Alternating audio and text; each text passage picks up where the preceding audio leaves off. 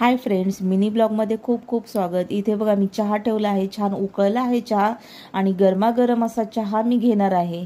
आज मला दुपारच्या जेवणामध्ये भाजी चपातीचा खूप कंटाळा आला, त्याच्यामुळे मी आज ना धपाटे बनवणार आहे। तर बघा इथे मी छान असं पीठ मळून घेत आहे आणि पीठ मळून झालं की मग एका रुमालावरती हे धपाटे असे थापून घ्यायचे असतात। तर बघा मी इथे रुमालावरती पाणी शिंपडायचं आहे आणि त्यानंतर हे गोळा ठेवून छान असं आपल्याला धपाटे थापून घ्यायचं असतं।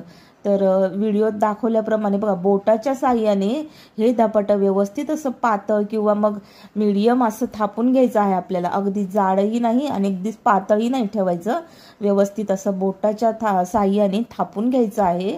आणि नंतर मग आपल्याला याला होल करायचे आहेत, कारण मग हे व्यवस्थित भाजलं जातं।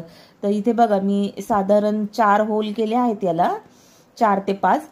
तर बघा आता तव्यावरती हे घालून घ्यायचं आहे। अगोदर थोडंसं तेल लावायचं तव्याला आणि मग हे धपाटा अलगद असं रुमाल उचलून तव्यावरती घालायचं। आता बघा या होलमध्ये ना आपल्याला थोडंसं तेल घालायचं आहे आणि साईडच्या कडांना सुद्धा थोडंसं तेल आपण घालून घ्यायचं आहे, म्हणजे हे धपाटं आतपर्यंत व्यवस्थित असं भाजलं जातं।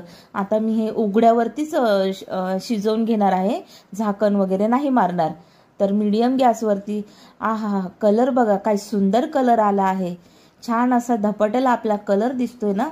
आणि दोन्हीही बाजूने हे व्यवस्थित भाजून घ्यायचं आहे। गरमागरम धपाटं, दही आणि शेंगदाण्याची चटणी। मिनी ब्लॉग आवडल्यास लाईक शेअर सबस्क्राईब बाय।